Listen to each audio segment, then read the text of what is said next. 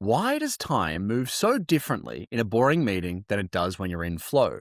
And what does that tell us potentially about the fundamental nature of our universe? Well, today to answer those questions and many more, we're going to be looking through the WaveLens.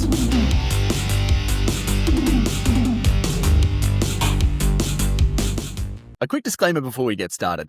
I like to think of the thinking we're about to be doing as Phys-Losophy, a combination of physics and philosophy.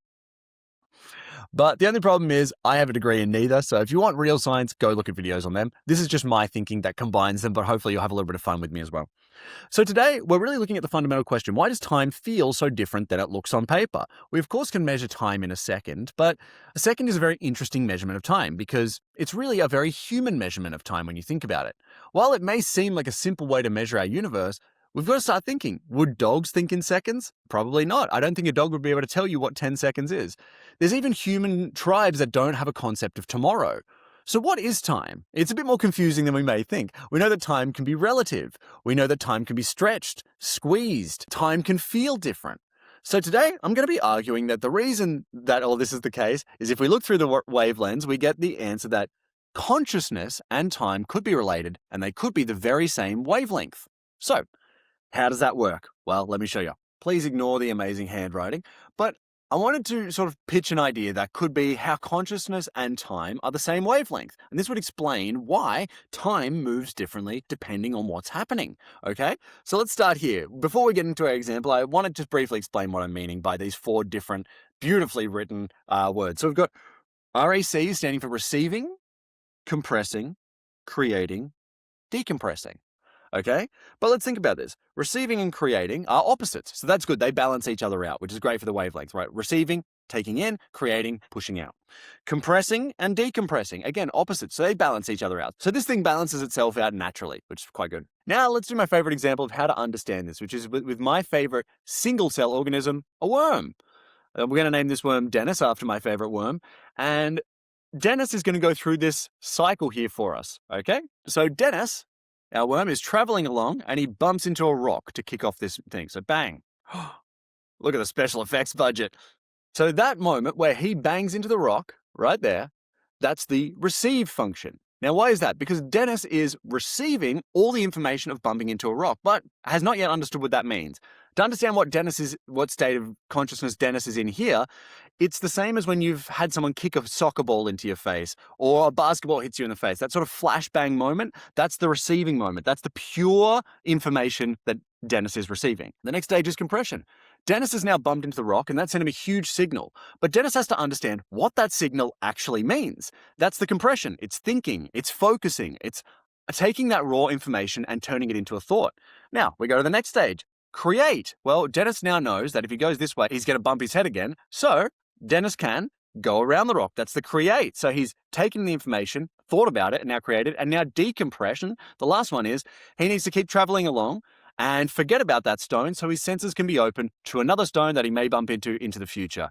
And that would then reignite this consciousness, okay? Just to run through that quickly. Receive, Dennis bumps into the rock. Compress, understands what that raw information is. And then create, understand that that means he has to change his action and do a new action. And decompress, reopen his senses from focusing on that rock incident to being aware of new things that would happen. Now, what's cool is we often go through all of these all the time. For example, in sport, I've been playing basketball for over 16 years.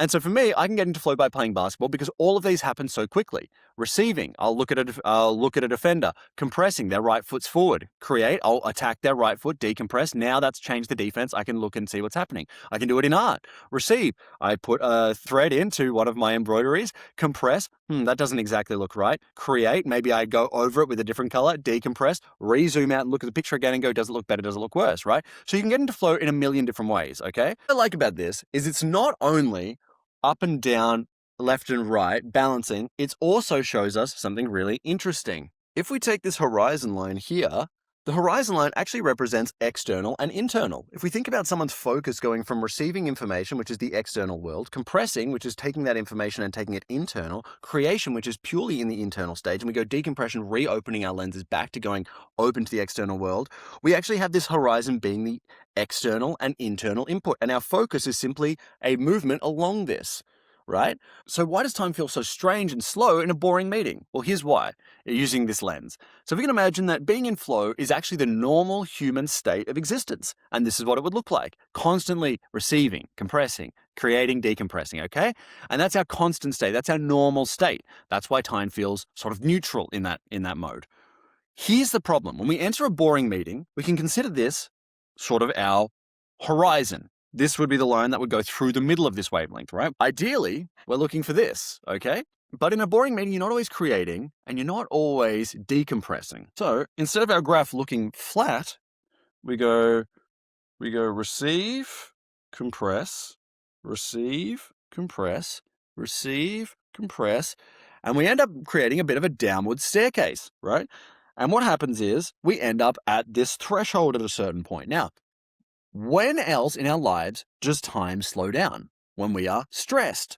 So this theory suggests that if you don't let people create and decompress enough, they enter a point of stress where time literally starts to slow down. And that is simply a reaction to not being in flow, right? It's stressing your body out. And this can work on the inverse. If you get too bored by not doing anything, you also find that time slows down. Again, it's stress.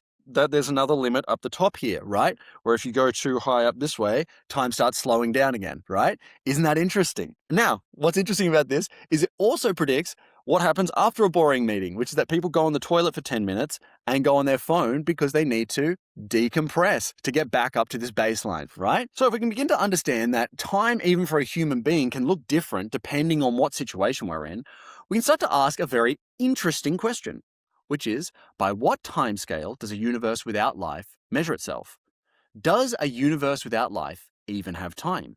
And according to the WaveLens, the answer is no, because it suggests that if time is created by the experience, then without an experiencer, there is no time. In fact, to better visualize it, imagine a closed book or a vinyl record being unplayed. At any point, you could inject a reader and that would give you the time scale. But without that time scale, it's simply a closed book, or it's a vinyl record unplayed. But you can put a needle on that and begin playing it, and that's the time scale. Or you begin reading, that's the time scale, right? And this is how this makes a little bit more sense. According to this lens, consciousness and time are together, and they are a wavelength. But everything on Earth experiences time differently. I'm going to give you 4 examples, and I want you to think in your head, do each of these experience time the same way? So, a microbe, a fly, a human being, and a 300-year-old redwood tree. In fact, how many of them would even consider a second as a concept of time, right?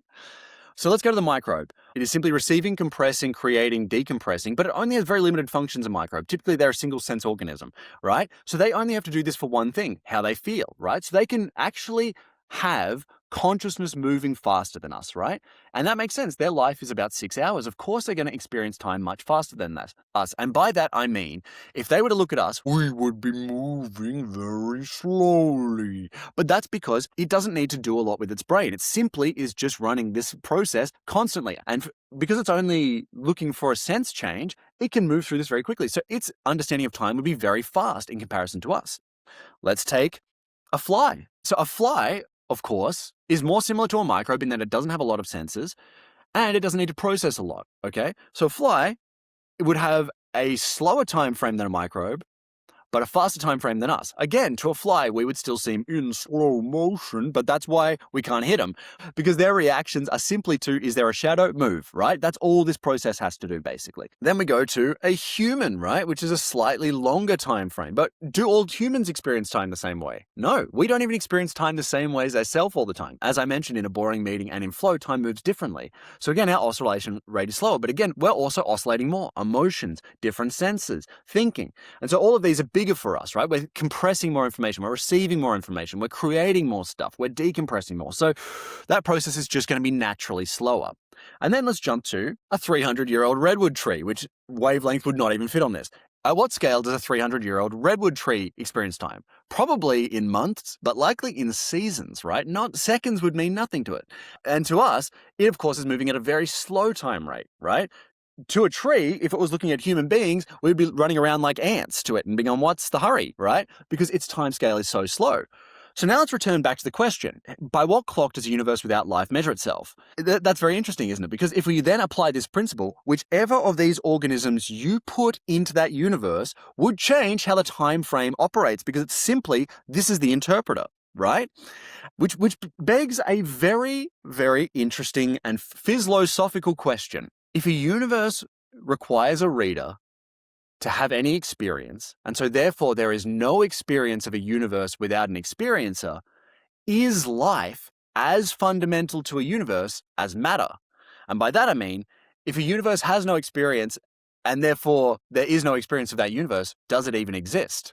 Well, according to the WaveLens, maybe not. Anyway, if you have any ideas, please put them in the comments. I know that this may seem a little far-fetched or a little strange, or it may have massive holes in it. All of those things are very interesting. Please put them in the comments if that's the case. I love hearing people's thoughts. This is a collaborative process, and I love seeing people put on the WaveLens. Subscribe, like, and I'll be coming back to you with more videos very shortly.